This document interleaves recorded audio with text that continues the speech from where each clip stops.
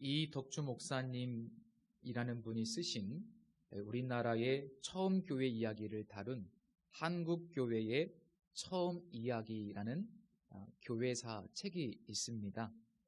이 책에 보면 참 감동적인 내용들이 많이 있는데 이런 인상적인 내용이 기록되어 있어서 우리 성도님들께 읽어드리겠습니다.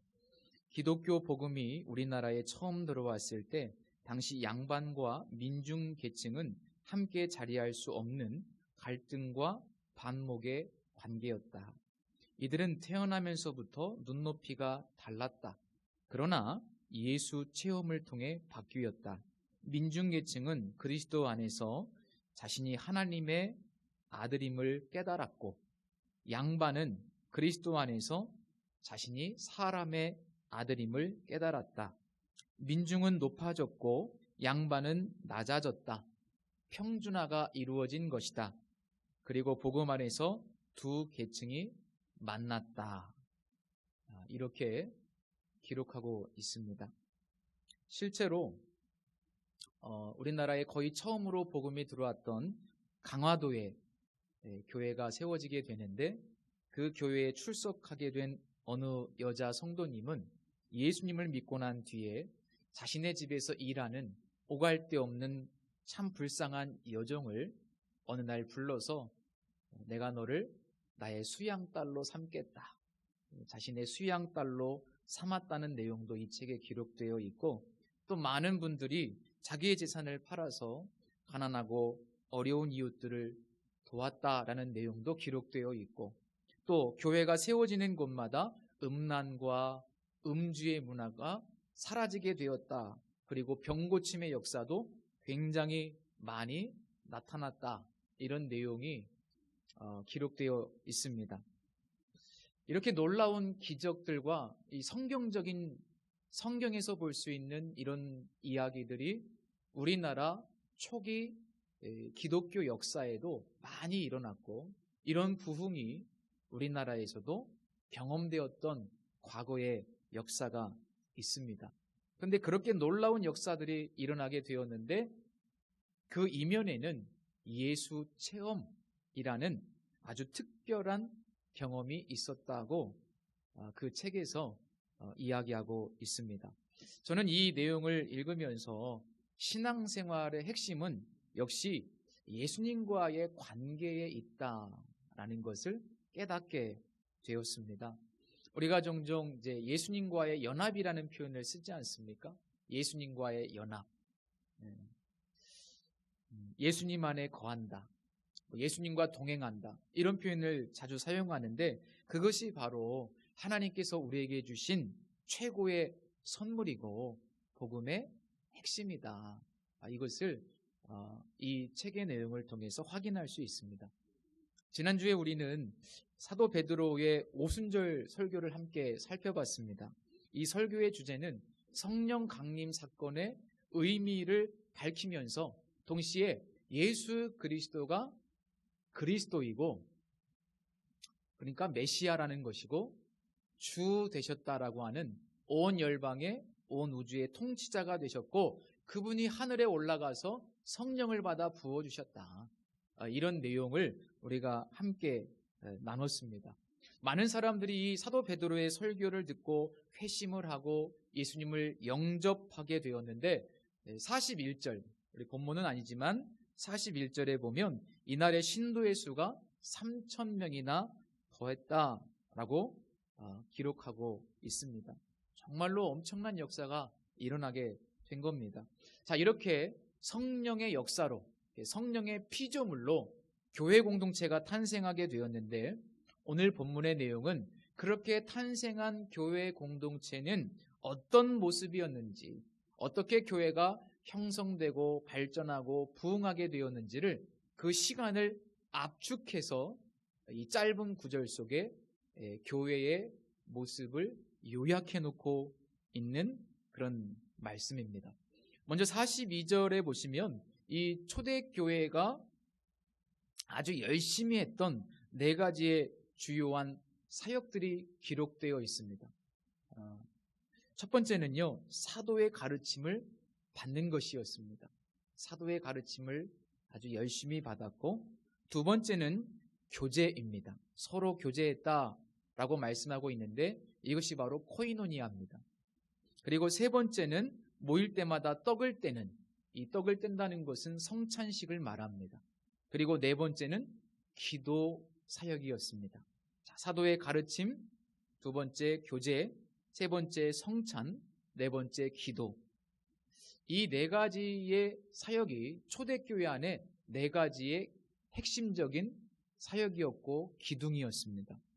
자, 시대와 문화를 초월해서 오늘날에도 교회 안에서 이 네 가지 요소가 아주 활발하게 그리고 적절한 조화를 이루면서 이루어지기만 하면요, 교회는 얼마든지 건강해질 수 있고 풍성해질 수 있고 부흥할 수 있는 교회가 됩니다.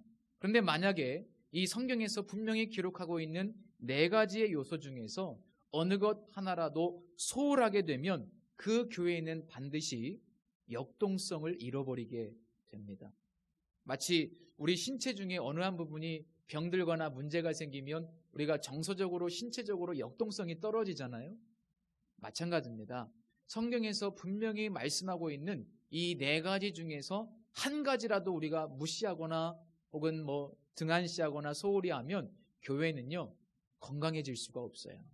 그래서 이 네 가지를 가지고 우리 교회를 진단할 수 있습니다. 그래서 목회자로서 저는요, 우리 교회 안에 이 사도의 가르침이 풍성한가, 또 우리 교회 안에 서로 교제하는 이 코이노니아가 풍성해지고 있는가, 또 우리 교회는 성찬을 모일 때마다 하고 있는가, 우리 교회는 그나마 한 달에 한 번씩 자주 하는 편에 속하는데 되게 많은 교회들이 그렇지 않습니다. 우리 교회는 공동체적으로 모여서 기도하기를 힘쓰는가, 목회자로서 저는 그것을 늘 질문하고 점검해야 되고요. 우리 성도님들은 역시 나는 사도의 가르침을 받기 위해서 힘쓰는가, 나는 함께 모여서 교제하기를 힘쓰는가, 나는 거룩한 마음으로 성찬에 참여하기를 힘쓰는가, 나는 또 함께 모여서 기도하기를 힘쓰는가, 이 부분들을 계속해서 질문하고 점검하고 또 참여하셔야만 합니다. 자, 그러면 이 네 가지 요소가 왜 그렇게 중요한가? 이 네 가지 요소가 왜 빠짐없이 균형을 이뤄야만 하는가? 이런 질문을 할 수 있겠죠. 영국의 신학자인 톰 라이트가 이 네 가지 요소가 각각 어떤 핵심적인 의미를 가지고 있는지를 아주 짧게 잘 설명해 놨더라고요. 그래서 제가 그것을 한번 인용하도록 하겠습니다. 자, 가르침과 평생에 걸친 끊임없는 배움에 주의를 기울이지 않으면 사람들은 빠르게 주변 문화의 세계관이나 사고방식으로 돌아가게 되고 가장 설득력 있는 사회의 압력에 영향을 받는다. 그리고 예수님은 희미한 영향력이나 기억 정도로만 남게 된다. 그러니까 매우 설득력이 있습니다. 우리는 연약한 존재이기 때문에 이 사도의 가르침, 성경 말씀을 배우는 일을 계속 평생도록 지속하지 않으면 결국 이 주변 문화의 세계관에 동화되어 버린다는 거예요. 세상의 철학에 동화되어 버린다는 거예요. 그리고 세상의 목소리로 내가 영향을 받게 된다는 겁니다. 그래서 지속적으로 사도의 가르침을 받아야 된다는 거예요. 두 번째로 그리스도인 가족의 공동생활, 이것은 교제를 말합니다. 자, 이 그리스도인 가족의 공동생활을 등한시하면 사람들은 고립되고 대개 살아있는 믿음을 지속하기가 어려워진다. 개인주의는요, 살아있는 믿음이 될 수가 없습니다. 오히려 이기적인 신앙생활을 할 수밖에 없어요. 자기중심적으로 돌아갈 수밖에 없습니다. 그래서 교회 공동체를 하나님이 주신 선물이라고 표현하고 있는데 그 교회를 통해서 성도의 사귐을 통해서 내가 갈등하기도 하고 때로는 부딪히기도 하고 그러면서 예수님을 더욱더 바라보게 되고 예수님을 의지하게 됨으로 말미암아 사실은 더 포용적인 그리스도인이 됩니다. 혼자 사는 사람하고요, 가족들과 같이 사는 사람하고 다르죠. 결혼하지 않고 혼자 사는 사람하고 결혼해서 아내와 남편을 경험하고 자식들을 경험해야 이게 포용력이 더 커지고 사실은 더 성숙하게 되는 것과 마찬가지예요. 개인적인 신앙생활은 사실은 건강한 믿음이라고 볼 수 없습니다. 성도의 교제 가운데 참여해야 살아있는 믿음이 된다 이겁니다. 자, 그리고 세 번째, 빵을 떼는 일. 사람들이 이 성찬에 정기적으로 참여하지 않으면 예수님의 죽음과 부활이 모든 것의 중심이 되지 못한다. 아주 핵심적인 내용입니다. 우리는 성찬을 하면서 예수님의 죽으심과 부활하심이 우리의 삶의 중심이 되는 거예요. 내가 성찬에 참여하지만 성찬에 참여할 때 예수님께서 성령으로 임재하셔서 우리를 그리스도인으로 변화시켜 가는 겁니다. 내가 예수님을 계속해서 먹는 거죠, 상징적으로. 그러면 내가 예수님처럼 변화되는 겁니다. 그래서 이 성찬이요, 굉장히 중요하고 예수님께서 모일 때마다 이걸 하라고 그랬거든요. 모일 때마다. 그래서 성경적인 교회로 가려면 사실은 모일 때마다 우리 성찬식 해야 됩니다. 저는 그렇게 되기를 소망하고 있습니다. 지금은 한 달에 한 번씩만 하지만 앞으로는 조금 더 자주 하면 좋겠다. 이게 준비하는 사람들이 번거롭고 귀찮아서 그렇지 사실은 이건 굉장한 축복이고 은혜입니다. 자, 마지막 네 번째로 이런 이야기를 합니다. 이 모든 일을 하면서 기도하지 않으면 그리스도인들은 하늘과 땅의 사람들이라는 사실을 잊어버리는 것이다. 하늘과 땅이 하나가 되도록 계획된 것이 아니라면, 이미 우리가 그 일에 동참하는 것이 아니라면 기도는 아무런 의미가 없다. 자, 우리의 기도가요, 하늘과 땅이 하나가 되는 것, 다시 말하면 하늘에서 이루어진 하나님의 뜻이 땅에서도 이루어지도록 열심히 기도해야 되는데, 그런 기도가 내 개인적인 기도만 올려드리는 것이라면 사실은 그것은 너무 개인주의화된 신앙이다. 공동체가 함께 모여서 하나님의 뜻이 이 땅 위에 이루어지도록 기도할 때 그것이 성경적인 교회다. 그런 이야기를 하고 있는 겁니다. 자, 그래서 이 주장의 논지는요, 이 네 가지 주요한 사역이 교회 안에서 아주 풍성하게 이루어질 때 주어지는 결과는 결국 예수님을 체험하게 된다. 예수님과의 관계가 더 풍성해진다. 그런 이야기를 하고 있는 겁니다. 그래서 43절 이하에 나타난 이제 초대교회의 이 아름다운 모습은 바로 42절에 나오는 이 네 가지 사역이 잘 이루어진 결과물입니다. 그리고 그것이 바로 교회가 세워지는 네 가지의 핵심적인 기둥이라는 것을 말씀하고 있어요. 자, 성령의 피조물로 교회가 탄생되었는데 결국 교회를 세우시는 분도 누구예요? 예수님이시죠. 주님께서 교회를 세우시는 겁니다. 그래서 우리가 이 43절 이하의 말씀을 읽으면서 여기 드러난 현상에 먼저 집중하기보다는 그 이면에 있는 본질을 집중해야 돼요. 누가 이 교회를 이렇게 만드시는가? 예수님께서 성령을 통해서, 그리고 예수님과 연합하게 되는 성도들을 통해서 이렇게 아름다운 교회를 만들어 가신다. 그래서 우리가 다음 주에 살펴보게 되겠지만요, 사도행전 3장 6절 말씀에 보면 베드로와 요한이 성전 미문에 앉아있는 나면서부터 안진뱅이, 구걸하고 있는 그 사람에게 이렇게 선포합니다. 은과 금은 내게 없거니와 내게 있는 이것을 너에게 주노니 나사렛 예수 그리스도의 이름으로 일어나 걸으라. 핵심은 뭐예요? 나사렛 예수 그리스도.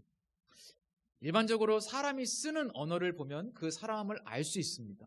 그 사람의 됨됨이도, 그 사람의 신앙도 알 수 있는데, 베드로가요, 나사렛 예수 그리스도의 이름, 은과 금은 내게 없지만 나에게 있는 그것을 너에게 준다라고 선포하는 이 내용을 보면 사도 베드로와 요한의 심령 속에는 무엇이 충만해요? 예수님이 충만한 거예요. 예수님만 충만한 거예요. 예수님 한 분만으로 정말 충분한 사람들이 바로 이 초대교회의 성도들이었다는 겁니다. 그런데 그 예수님으로 충분하게 되는 그 결과는 네 가지: 사도의 가르침, 성도의 교제, 성찬, 기도를 통해서 나타난 결과였다라는 것을 우리가 이해하는 것이 굉장히 중요합니다. 자, 이 교회의 4가지 핵심적인 사역은 결국 이 예수님과의 관계를 풍성하게 하는 결과를 가져오게 되는데, 그러면 우리 성도 한 사람 한 사람이 예수님과의 관계가 풍성하게 되면 어떤 열매들이 나타나는가? 이제 그 이야기가 43절의 내용입니다. 43절부터 쭉 보시면 그런 내용들이 기록되어 있는데요. 첫 번째로 기사와 표적의 열매가 많이 나타났습니다. 이것은 우리의 의지와 노력으로 되는 것이 아니지 않습니까? 예수님께서 사도들을 통해서 복음을 전하게 하시려고, 또 예수님을 믿는 믿음을 주시려고 이렇게 기사와 표적을 많이 나타내셨습니다. 열매들이죠. 두 번째로 믿는 사람들이 함께 물건을 나누고요, 재산과 소유를 팔아서 가난한 사람들을 돕는 일이 활발하게 일어났습니다. 본래 이기적이고 탐욕스럽거든요. 사람들은 다 그래요. 그런데 이 이기적이고 탐욕스러운 존재가 바뀌어가지고 완전히 존재가 변해가지고 자기의 소유를 판다. 사실 우리가 이렇게까지 하지는 잘 못하지 않습니까? 자기의 소유를 나누고 가난한 이웃들을 돕고 아주 적극적으로 그런 일들이 일어나게 되는데, 이게 인간의 의지로만 가지고는 안 되잖아요. 예수님과의 관계가 우리 성도들이 풍성해질 때 자연적으로 나눠지게 돼요. 그죠? 내게 은혜가 풍성하면요, 나누고 싶어. 막 주고 싶고, 가난한 사람들이 보여요. 그죠? 이게 내가 의지적으로 하려고 하는 게 아니라 주님이 나를 통해서 하시는 사역이잖아요. 핵심은 뭐냐면 예수님으로 충만하게 되니까 이런 일들이 열매로 일어나게 되는 거예요. 그래서 왜 나눠주지 않습니까? 왜 가난한 사람들 돕지 않습니까? 이렇게 말한다고 해서 되는 게 아니에요. 예수님과의 관계가 세워지면 자연스럽게 열매로 나타나게 됐다, 이 말입니다. 자, 그리고 우리 교회가 지난 성구영신 예배 때 나눔 예배 드렸잖아요. 나눔 예배. 처음 우리 교회 성도님들 그런 거 해보셨죠, 그죠? 근데 이 나눔 예배도요, 올해 또 할 거거든요. 그런데 나눔 예배의 이 풍성함은요, 우리 성도님들이 예수님과의 관계의 풍성함에 달려 있습니다. 우리 성도님들 예수님과의 관계가 풍성해지고 막 은혜가 충만하면 나눔 예배가 막 풍성해질 줄로 믿습니다. 그런데 사람들이요, 예수님과의 관계가 약해지면 나눔 예배도 썰렁해. 내 거 안 내놓으려고 그래요. 네. 이번에 한번 보겠습니다. 이번 성구영신 예배 때 과연 나눔 예배가 풍성한가? 그것으로 저는 우리 교회가 이렇게 코이노니아가 풍성해지고 있구나를 저는 체크할 수 있어요. 나눔 예배에 저도 준비하고 있습니다. 준비하고 있어요. 이제 5개월 남았어요. 5개월. 나눔 예배를 준비하는 것은 예수님과의 관계를 준비하시면 되는 겁니다. 세 번째로 이제 성경에 보니까 마음을 같이하여 46절에 이런 말씀이 있습니다. 이거는 한 마음이 되었다, 같은 마음이 되었다, 이런 뜻이거든요. 이 초대교회 성도들이요, 3,000명이 회개했습니다. 각 나라에서 온 사람들입니다. 그죠? 언어도 다르고 문화도 다르고 다 달라요. 그런데 이렇게 다 다른 사람들이 모여가지고 교회를 이루었는데 한 마음이 되었다? 이거는 사람이 의지적인 노력 가지고 되는 것이 아니에요. 굉장히 어렵습니다. 한 마음이 되는 것은 성령께서 우리에게 은혜를 주실 때, 그죠? 우리가 예수님으로 충만할 때 한 마음이 되는 거죠. 그래서 4가지 사역을 통해서 한 마음이 되는 역사가 일어나게 되는 거예요. 그리고 4번째로 하나님을 찬양하는, 이거는 뭐냐면 예배가 더욱더 힘있고 풍성하게 되었다는 겁니다. 예배가 어떻게 하면 더 풍성해지고 은혜가 넘치게 될까? 그것은요, 이 4가지 사역이 잘 이루어지고 그 안에서 우리 성도님들이 예수님과 깊이 연합하게 될 때 예배가 풍성해져요. 그리고 개인적으로 주님과의 관계를 잘 유지하고 교회를 와야 예배가 풍성해져요. 세상에서는 세상대로 살다가 그냥 주일날 한번 교회에 와서 예배 드리는데 그 예배가 힘이 있겠습니까? 그러나 우리가 주중에도 계속해서 기도와 말씀과 묵상과 예수님과의 관계가 풍성하다가 교회에 오면 그 구원의 은혜와 감격과 은혜가 풍성해져서 예배가 힘있게 되는 거예요. 예배가 은혜가 넘치게 돼요. 목사가 예배를 위해서 준비를 잘 해야 되는 부분도 있지만 우리 기억하셔야 돼요. 우리 성도님들도 일주일 동안 주님과 충분히 동행하다가 오셔야 예배가 풍성하고 은혜가 있는 거예요. 따라해 봅시다. 예배는 내 책입니다. 내 책임이에요. 내 책임. 내가 예수님과 동행하다가 교회에 오셔야 풍성해지는 거예요. 자, 42절에서 네 가지 수요한 사역을 제가 중요하게 말씀드렸고 43절부터는 그 결과 네 가지의 결과들이 기록되어 있습니다. 그리고 47절에 보면 최종적으로 네 가지 사역 그리고 네 가지의 이런 교회의 아름다운 모습 이게 되니까 어떤 일이 일어나는가 최종적인 열매가 무엇인가를 기록해 놓고 있는데 우리 47절 말씀을 다 같이 다시 한번 읽어보도록 하겠습니다. 하나님을 찬미하며 또 온 백성에게 칭송을 받으니 주께서 구원받는 사람을 날마다 더하게 하시니라. 자, 온 백성에게 칭송을 받았대요. 이게 최종적인 결과고 온 백성에게 칭송을 받으니까 하나님께서 어떤 역사를 이루시는가? 교회가 부흥되는 역사를 이루셨다라고 말씀하고 있습니다. 그래서요, 우리 기억하셔야 될 것은 교회 부흥이라고 하는 것은 하나님이 하시는 일인데 열매입니다. 이 모든 것들이 하나하나 잘 진행되고 준비될 때 하나님께서 이루시는 열매가 교회 부흥의 열매예요. 특별히 오늘 이 47절에 보면 주께서 구원받는 사람을 날마다 더하게 하셨다. 이 더하셨다라는 표현이 굉장히 중요해요. 이 더하다라고 하는 표현은 날마다 믿는 자가 늘어났다라는 뜻이거든요. 근데 왜 어떻게 이런 일이 벌어졌는가? 아니 초대교회는 이 계속해서 부흥하고 믿는 사람들이 늘어나는 그런 역사가 일어나게 되었는데 어떻게 이런 일이 가능하게 되었는가? 이 더하다의 비밀이 있습니다. 자, 다시 한번 또 반복합니다. 네 가지의 주요한 사역이 잘 되고 그러면 네 가지의 결과들이 생겨나요. 왜 그런 결과들이 생겨나냐면 성도들이 예수님을 깊이 체험하게 되기 때문에 이런 결과들이 일어난다고 말씀드렸습니다. 자, 그러면 우리 성도님들이 예수님을 깊이 체험하게 되면 나를 통해서 내 안에 계신 주님께서 역사하기 시작합니다.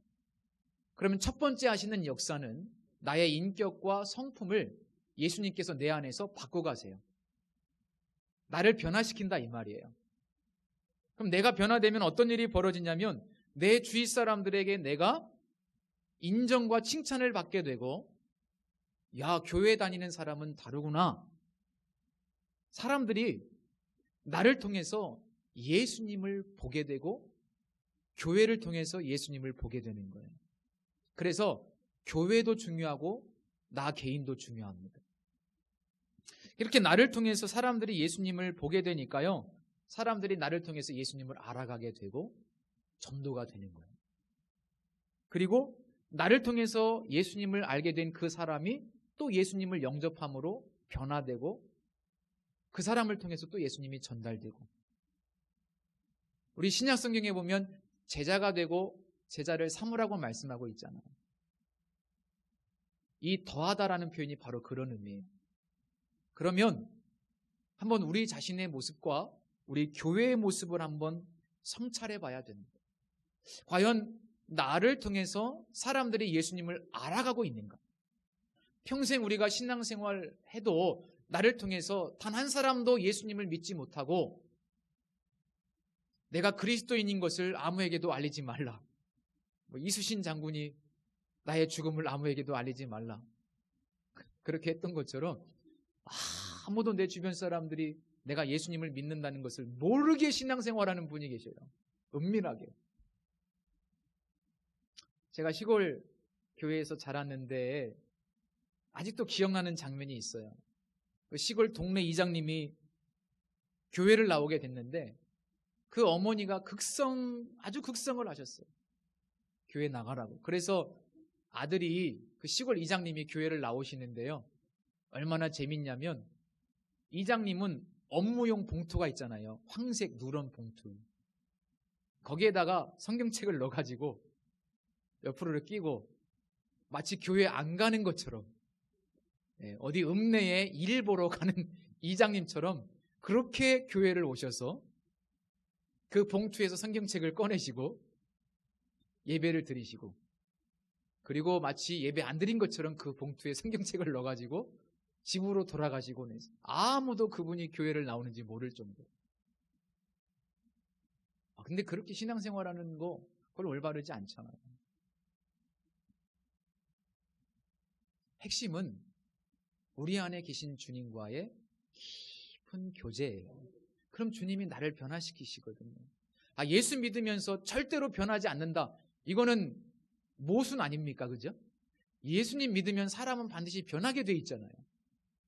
예수님 믿으면 변하든지 변하지 않으면 안 믿든지 안 믿는 것인지 둘 중에 하나거든요. 그러면 그게 반드시 나를 통해서 열매가 나타나게 돼 있습니다.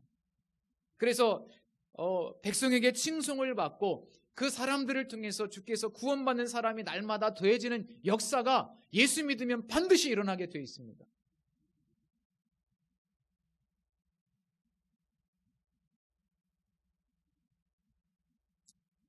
찰스 프라이스라는 목사님이 우리 안에 계신 그리스도라는 책에서 이런 이야기를 했습니다. 우리가 받은 구원의 최종 소산물은 우리가 죽을 때 천국에 가는 것이 아니라 성령님에 의해서 예수님의 내주하는 생명이 우리 안에서 하나님의 성품을 계속 재생산하는 것이다. 그리하여 그분이 어떤 분이신지 우리 주위 사람들이 단번에 볼 수 있게 되는 것이다. 그리스도인의 삶의 중요한 요점은 오직 예수 그리스도만이 그리스도인의 삶을 산다는 것이다. 기술이나 훈련이 아니고 관계이다 라고 말씀하고 있어요. 그러니까 초대교회의 부흥의 핵심은 예수 그리스도입니다.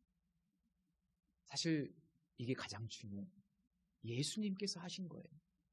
우리가 예수님의 사람이 되고 예수님 안에 모이기만 하면 예수님께서 그 공동체를 통해서 이 일들을 이루신다는 거예요.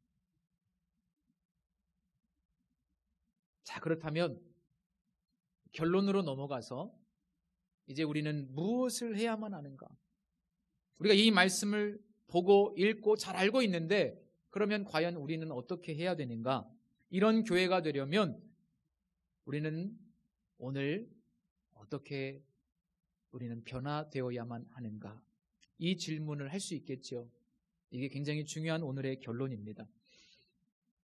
오늘 본문에서 우리가 주목해야 될 단어가 하나가 있는데요. 42절과 46절 말씀에 나옵니다. 힘쓰다라는 단어입니다. 힘쓰다. 자, 이 단어의 의미는 머무르다, 충성하다, 계속해서 굳게 지키다 이런 뜻을 가지고 있습니다. 그러니까 끊어지지 않고 지속적으로 실행하는 노력이나 부지런함 혹은 헌신을 의미합니다. 이게 문법적으로요, 헌신입니다. 헌신. 자, 그렇다면 초대교회 성도들이 무엇에 충성하고 헌신했는가? 이제 우리가 이것을 보면 되거든요. 자, 46절에서는요. 날마다 마음을 같이하여 성전에 모이기를 힘쓰고 집에서 떡을 떼며 기쁨과 순전한 마음으로 음식을 먹었다라고 하는데 초대교회 성도들이 정말로 열심히 힘쓴 것이 뭐냐면 모이는 것에 힘썼어요. 어디에서 모였느냐면 두 군데입니다. 성전에서 모이기를 힘쓰고 또 하나는 집에서 모이기를 힘썼어요. 우리가 아셔야 되는 게 이 초대교회는 처음에는 성전과 집에서 모이기를 그렇게 힘쓰다가 나중에 시간이 지나면서 유대교와 결별하게 됩니다. 그래서 성전에서 모이지 않습니다. 성전이 파괴되기도 하고요. 성전에서 모이지 않고 시간이 지나면서 초대교회 성도들은 어디에서 모였냐면 가정에서 모였습니다. 가정에서 소수의 사람들이 모여서 소위 가정교회를 이루었습니다. 자, 이것을 우리가 기억하시고 42절에서는 네 가지에 힘썼다고 말씀드렸죠. 그죠? 사도의 가르침, 서로 교제, 성찬, 기도. 그런데 이 네 가지는 어디에서 이루어지는 것일까요? 이 네 가지가요, 어디에서 이루어지는 것이냐면 예배를 통해서 다 이루어집니다. 예배 속에 이 모든 것이 다 들어있어요. 가르침, 성찬, 교제, 기도. 이 공동체적으로 모이는 예배 안에서 이 네 가지가 다 이루어지게 되어 있습니다. 그런데 이 예배가 어디에서 주로 이루어졌는가 하면 가정에서 이루어졌다는 거예요. 그러니까 초대교회는 이 두 가지를 힘썼어요. 가정에서 모이기를 힘쓰고 가정에서 이 네 가지를 하기에 힘썼다는 거예요. 그리고 이 성경에 나온 내용들은 다 열매라는 겁니다. 그러면 이제 결론입니다. 본문의 결론은요, 사실은 하나예요. 성도들이 몇몇씩 가정에서 모이는, 이게 성경에서 말하는 교회고, 사도 바울은 이것을 그리스도의 몸이라고 말합니다. 가정에서 성도들이 몇몇이 모여서 그리스도의 몸을 이루고 이 모임을 하기에 굉장히 힘썼고, 이 가정에서 사도의 가르침을 계속 나누었고 함께 교제를 했고 가정에서 성찬을 했어요. 이게 목사가 집례하지 않았습니다. 성찬은 그렇게 목사만 집례하는 것으로 성경에 기록되지 않아요. 이게 중세시대에 성직자의 권력이 막강해지면서 일어나는 하나의 잘못된 겁니다. 가정에서 이루어졌고 가정에서 기도까지 다 이루어졌습니다. 초대교회는 다 가정에서 이루어졌어요. 그래서 그 가정 안에서 이 네 가지가 교회 안에서 이루어지면서 예수님께서 그 가정교회 안에 역사하시고 그 가정교회를 통해서 이런 사도행전적 교회를 이루어 가셨어요. 그리고 그 가정 안에서 사랑의 중보기도와 영혼구원 중보기도를 통해서 주께서 구원받는 사람을 날마다 더해 가셨어요. 이게 진짜 교회입니다. 그러면 우리 한번 우리 교회를 진단해 보시죠. 우리 교회는 예배로 모이는 전체 모임은 잘 진행되고 있지만 우리는 가정을 잃어버렸어요. 근데 어떤 신학자가 그런 이야기를 해요. 이 코로나 모임은 우리가 예배당에서 모이는 모임만 열심히 하는 것에 대해서 경종을 울렸다. 못 모이게 하셨다. 이제는 두세 사람이 주님의 이름으로 가정에서 모일 수밖에 없는, 그렇게 하나님께서 강제적으로 한국교회를 때리셨다. 이렇게 이야기하는 학자들도 있다. 저는 다 동의하지는 않지만, 그러나 결과적으로 그리스도의 몸된 교회로 돌아갈 수밖에 없도록 그렇게 된 것은 사실인 것 같아요. 코로나 바이러스가 아니더라도 앞으로 이런 일들은 계속 쓰나미처럼 닥쳐올 겁니다. 지구가 병들었거든요. 그럼 우리는 무엇으로 돌아가야 되는가? 무엇을 힘써야 되는가? 우리 성도님들의 가정을 오픈하셔야 됩니다. 가정이 교회가 되고 그 가정에서 이 네 가지 사역들이 이루어질 수 있도록 힘쓰고 애쓰고 헌신하시기만 하면 됩니다. 그러니까 어떻게 이렇게 아름다운 초대교회처럼 우리 교회가 될 수 있는가? 저는 결론을 이렇게 내리고 싶어요. 우리가 성경에서 말씀하고 있는 진정한 교회가 되기를 소원하고 애쓴다면 이런 교회가 될 수 있다. 지금은 성경에서 말씀하고 있는 진정한 교회의 모습에서 많이 멀어져 있다. 기도하겠습니다. 하나님, 성경에서 말씀하고 있는 바로 그 교회, 우리 교회가 그 교회가 되기를 원합니다. 성경에 기록된 이 풍성한 열매가 우리 교회 안에서도 맺혀지기를 원합니다. 사람들에게 칭찬받고 예수 믿는 사람을 통해서 또 예수님이 증거되고 또 증거되고 또 증거되고 제자를 삼고 제자가 되는 이 놀라운 일들이 우리 교회를 통해서도 일어나기를 원합니다. 그래서 다시 성경으로 돌아가기를 원합니다. 주님께서 우리에게 주신 깨달음을 붙잡고 믿음으로 그리스도의 몸에 헌신하는, 힘쓰는 우리 모두가 되게 하여 주옵소서. 예수님의 이름으로 기도드립니다. 아멘.